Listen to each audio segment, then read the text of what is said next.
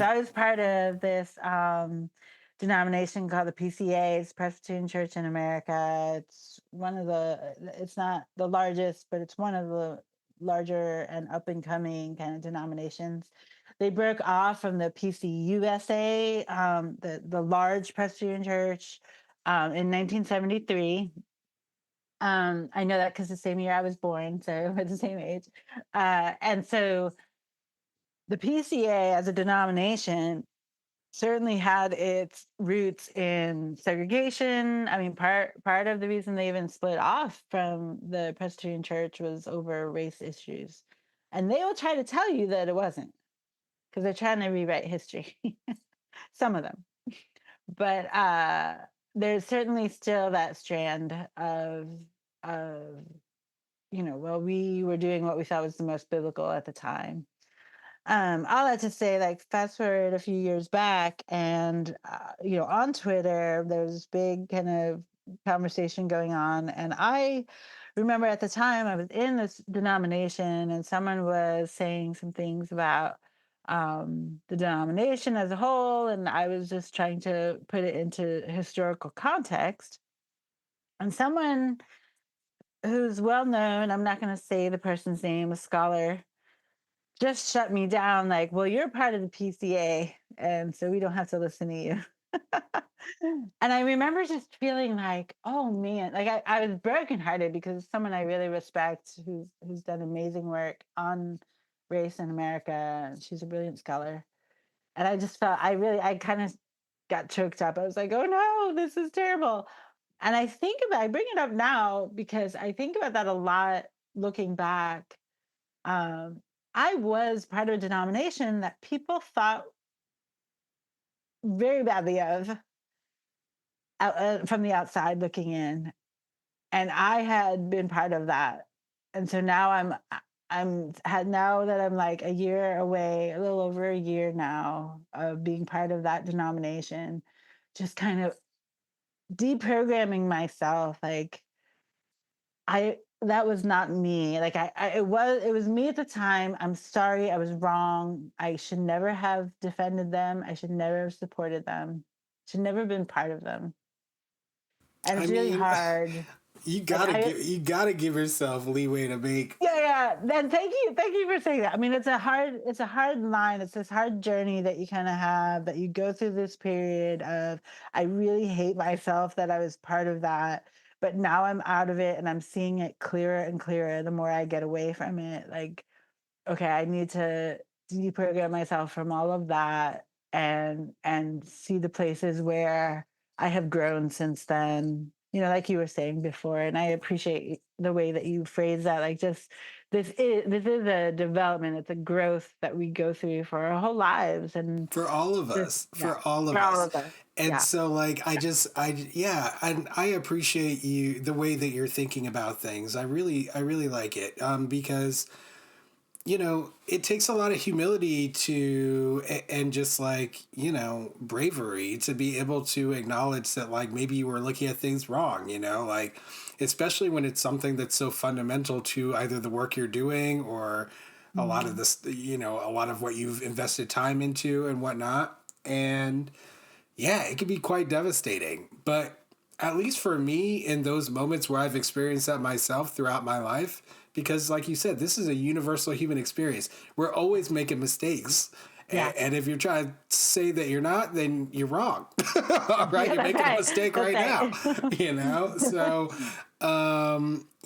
in those moments for me personally, when I'm confronted with the reality that, hey, I've been doing the wrong thing for a while, and of course it feels terrible because I Yeah, don't want to be doing the wrong thing, right? That's not what yeah, anyone really truly wants.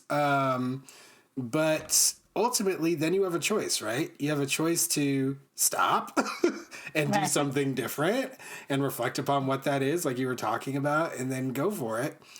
Or you can just ignore that and continue on, right? And Yeah, for me, I always feel good in those moments as well as bad, even though it's bad to know that the past was the past. The fact that I have the choice, that the choice is in front of my face, I'm so grateful for that. And I yeah, really think that we need to teach people to be more grateful for that, and we also need to accept when people arrive at these choices and make the right one and celebrate that more.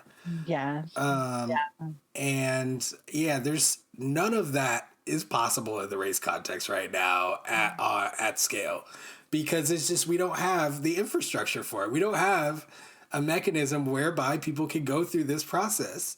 Yeah. And so it's just everyone's doing it like piecemeal, individually, like with their little groups.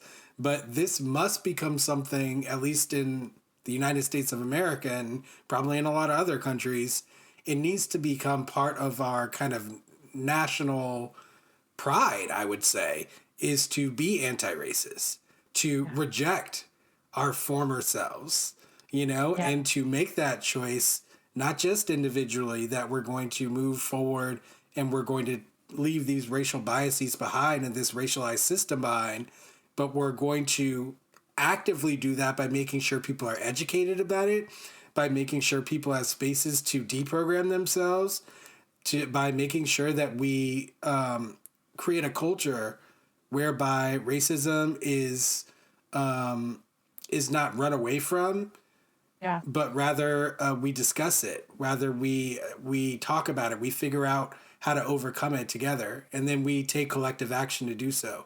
We can't get there without first, you know, coming to a unified understanding of what it means to be anti-racist, and Yeah. we can't get there until people have a good enough understanding of what race is and what racism is and how it operates. So it's Right. just, you know, we gotta Yeah. figure it out.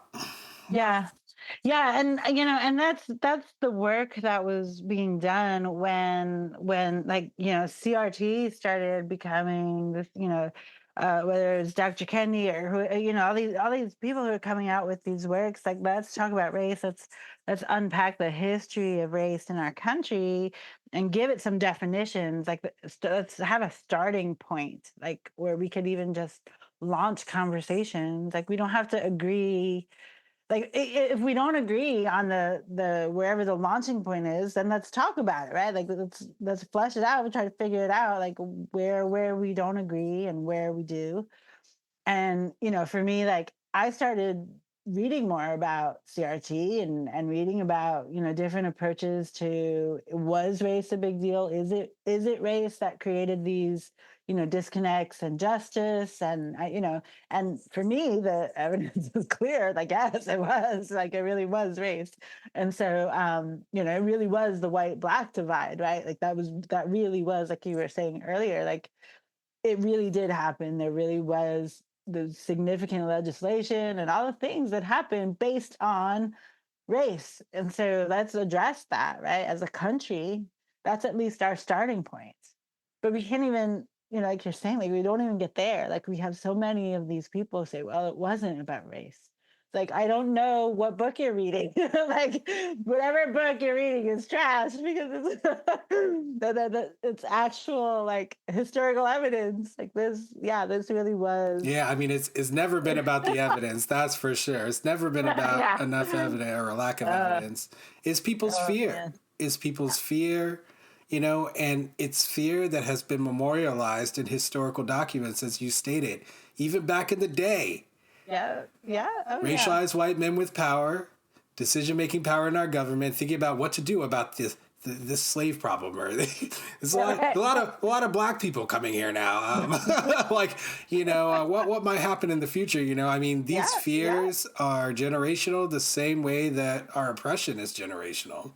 And unfortunately, while we've spent a significant amount of time on the idea of the oppressed, we really haven't spent enough time on the people who were considered the oppressors and what Right. legacy they Right. have left for their progeny, because that's Yeah. just as important. So, yeah, there's so many layers, right? There's so many layers to this. There's so many different perspectives that need to weigh in. We shouldn't anticipate there would be a unified starting point or automatic agreement about these Right. issues based on our history, right? And so, Right. Right. yeah, I think that just approaching the conversation that way, making sure that I think one of the best things to do in a conversation like this is make sure that people know that that's how I'm entering the conversation.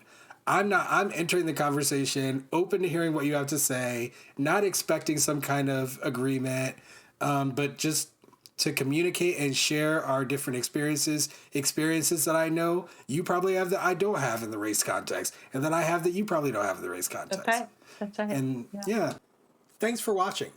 For access to the full-length conversation and all of the 2-hour-long unedited conversations that I've had on race, click the support link in the description below. Thanks for your support and see you next time.